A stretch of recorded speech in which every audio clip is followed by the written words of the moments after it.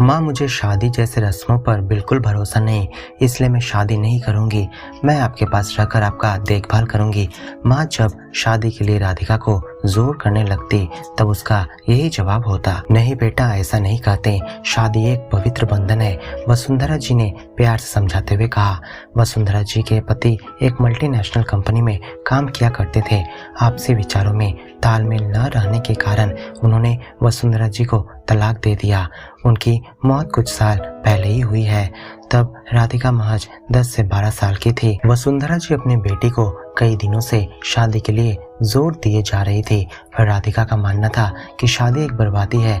राधिका कई बार माँ को कह चुकी थी, आपने भी तो शादी में सिर्फ बर्बादी ही देखा है। कौन सा सुख आपको मिला है जिंदगी में शादी करने के बाद? पापा ने तो आपको बेसहारा छोड़ और कुछ नहीं बोल पाती राधिका। उसकी आंखों से आंसू बहने लगते हैं। वसुंधरा जी की आंखों में भी आंसू आ जाते हैं और अपने आंसुओं को छिपाने की कोशिश करते हुए बोलती है, बेटा, उन बातों को अभी याद करके कोई फायदा नहीं है। जो बीत गई वो बात गई। अब आगे जीवन में क्या करना है उसे ही हमें सोचना चाहिए। और फिर लड़कियां तो होती ही है पराई धन। मैं तेरी ऐसे घर में ब्याह करूंगी कि माँ की याद तुझे कभी नहीं आएगी, तुझे वहाँ कोई तकलीफ नहीं होगी। मैं तुझे भरोसा दिलाती हूँ बेटी, कहकर वसुंधरा जी अपनी बेटी के गले लग जाती है। राधिका को वसुंधरा जी ने बचपन से ही मम्मी पापा दोनों का प्यार दिया था। राधिका को कभी एहसास नहीं होने दिया कि उसके पापा उसके साथ नहीं है।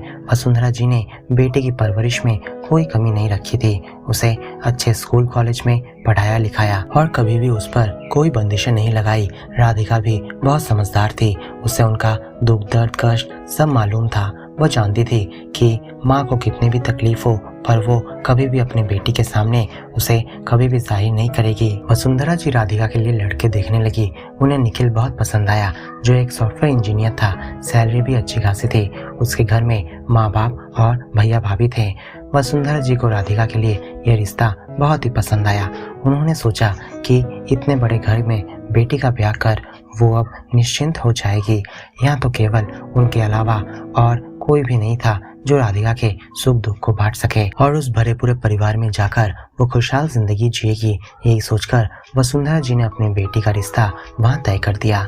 वसुंधरा जी अपनी जीवन भर की सारी जमा पूंजी, यहाँ तक कि अपने गहने और बैंक में रखे हुए एफडीज जो अब तक उन्होंने संभाल कर रखे थे, उन्हें भी शादी का खर्चा जुटाने में लगा देती है ताकि बड़े धूमधाम से अपनी बेटी को ससुराल के लिए विदा कर सके। बेटी के ससुराल वालों को किसी भी बात की कोई परेशानी ना हो, इस बात का पूरा ख्याल रखा गया था। आखिर एक ही तो बेटी थी उनकी और उसी की खातिर तो वे वर्षों से पाई जमा कर रही थी। आज जब राधिका शादी का ससुराल विदा हुई तो वसुंधरा जी अपने दर्द को बेटी के सामने जाहिर होने नहीं दिया था ताकि उनकी बेटी को कोई कष्ट ना हो। विदाई के समय राधिका की आंखों से आंसू थमने का नाम ही नहीं ले रहे थे। धुंधली आंखों से उसने अपनी माँ की तरफ और उस घर की ओर देखा जिसमें उसका बचपन बीता था। नई दुल्हन बनकर जब वो घर में आई थी तब उसके साथ तो सबने अच्छे से व्यवहार किया, पर धीरे धीरे सासू माँ और जेठानी का व्यवहार रूखेपन में बदलता गया। जब भी वसुंधरा जी अपनी बेटी को फोन करती तब कहीं ना कहीं उसकी सासू माँ कान खड़ा करके माँ बेटी की बातों को सुनती रहती। वसुंधरा जी की तबीयत कुछ दिनों से ठीक नहीं जा रही थी। राधिका ने घर में आया तो लगा रखा था, लेकिन उसके काम से वो संतुष्ट नहीं थी। वसुंधरा जी की पेंशन भी बहुत ज्यादा नहीं थी कि जिससे उनके दवाइयों के खर्च निकल सके।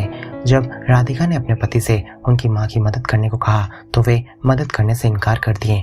राधिका को माँ का कष्ट देखा नहीं जा रहा था, इसलिए वो नौकरी करने का फैसला ले ली। सासू माँ को जब यह बात पता चली तो उन्होंने मना करते हुए कहा कि हमारे घर की बहुएं नौकरी नहीं कर सकती, तुम अपनी जेठानी को ही देख लो, वो भी तो इतनी पढ़ी लिखी है। पर उसे क्या हमने बाहर काम करवाने के लिए भेजा है? क्या तुम्हारी माँ ने कुछ सिखाया नहीं कि शादी के बाद बहू को रसोई में ही रहना चाहिए? आप मेरी माँ की परवरिश पर सवाल ना उठाएं। राधिका की आवाज थोड़ी कठोर हो गई थी। तुम मेरी माँ से तमीज से बात करो राधिका। निखिल अब गुस्से से राधिका की ओर देखते हुए चिल्ला पड़ा। अपने पति का ऐसा बर्ताव देखकर राधिका तिलमिला सी जाती है। गुस्से से निखिल को देखती रहती है। वो कभी सोच भी नहीं सकती थी कि जो पति शादी के पहले उससे प्यारी प्यारी बातें किया करता था आज वो अपनी माँ के ओर से बोले जा रहा है। आप मुझसे ऐसी बातें कैसे कर सकते हैं? मैंने तो सिर्फ नौकरी करने की इच्छा जाहिर की है। यदि मैं नौकरी करती हूँ तो आप लोगों को क्या दिक्कत होगी? मैं तो कोई दूसरों के घर में बर्तन मांजने नहीं जा रही हूँ जो आप लोगों की नाक कट जाएगी। आज के ज़माने में हर पढ़ी लिखी औरत आत्मनिर्भर बनकर नौकरी कर रही है, इसमें गलती क्या है? मुझे तो आप लोगों की सोच देखकर लगता है कि आप लोग आज भी 12वीं शताब्दी में जी रहे हैं। राधिका गुस्से में बोले जा रही थी। तुम्हें तुम्हारे पति से कैसे बात करनी चाहिए, क्या तुम्हारी माँ ने तुम्हें यह भी नहीं सिखाया? सोफे पर बैठी जेठानी जी अब आग में घी डालते हुए बोली, अरे इसे तो अपने पति से भी बात करने की तमीज नहीं है।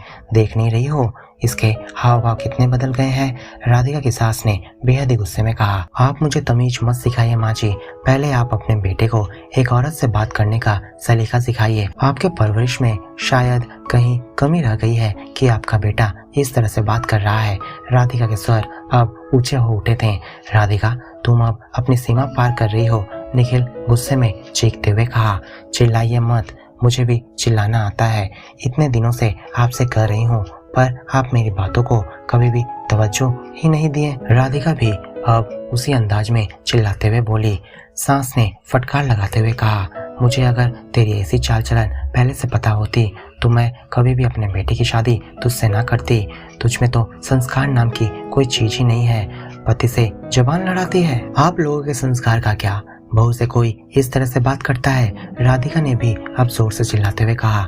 तुम सीमा को अतिक्रमण कर रही हो, निखिल चिल्लाने लगा। और आप लोग भी मुझे मेरी हद ना सिखाएं, मुझे पता है किससे क्या कहना है। राधिका और निखिल का राधिका पर हाथ उठ जाता है। अब राधिका गुस्सा पैरों से सिर पर चढ़ जाता है, साथ में उसकी आंखों में से आंसू की धारा बहने लगती है और आंसुओं के साथ साथ विद्रोह भी उमड़ पड़ता है। वो कभी सोच भी नहीं सकती थी कि उसका पति इस तरह का व्यवहार कर सकता है। अपने पति के इस व्यवहार से उसका मन दुखी हो उठता है। उसके आंखों से छल छल आंसू बहने लगते हैं। वो मन ही मन सोचने लगती है कि जिस घर में उसका और उसके परिवार का अपमान हो, जो पति अपनी पत्नी के दुख को ही न समझ पाए, जिस रिश्ते में पति अपनी पत्नी का साथ न दे, उस रिश्ते में अब आखिर बचा ही क्या है? आज जिस मानसिकता का प्रदर्शन उसके पति और उनके घर वालों ने किया है, जितने कुंठित विचारधारा इन लोगों की है, वैसे मानसिकता के साथ वो अपनी बाकी की जिंदगी नहीं गुजार पाएगी। अब उसके लिए वहाँ रुक पाना मुश्किल होता जा रहा था। और इन सबसे ज्यादा जो उसे सबसे अधिक तकलीफ पहुंचा रही थी वो था निखिल का उसके प्रति व्यवहार। कहाँ तो वो मन में सुंदर सपने संजोए अपनी माँ के घर से विदा हुई थी। अपने जीवन साथी के लिए जिस सुंदर छवि, जिस सुंदर चित्र को उसने संजोया था, वो अब एक झटके में ही टूटता बिखरता नजर आ रहा था। जिस व्यक्ति ने मेरे ऊपर हाथ उठाया, जिसके घर में मेरी इतने अपमान होने के बाद भी पति ने मेरा साथ नहीं दिया, अब मैं वहाँ एक पल भी नहीं रुक सकती।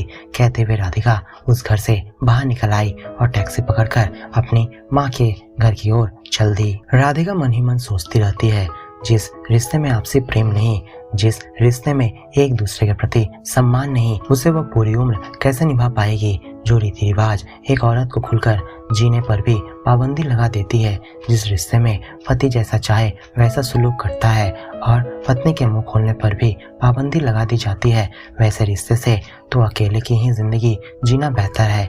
जिस घर में उसे तिरस्कार की नजरों से देखा जाता है, वहां से निकल जाना ही उचित है।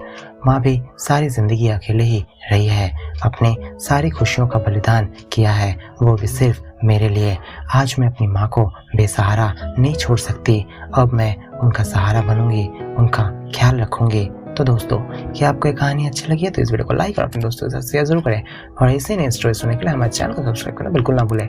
आपको कौन सी प्रकार की कहानी पसंद है हमें कमेंट में लिखकर जरूर बताएं।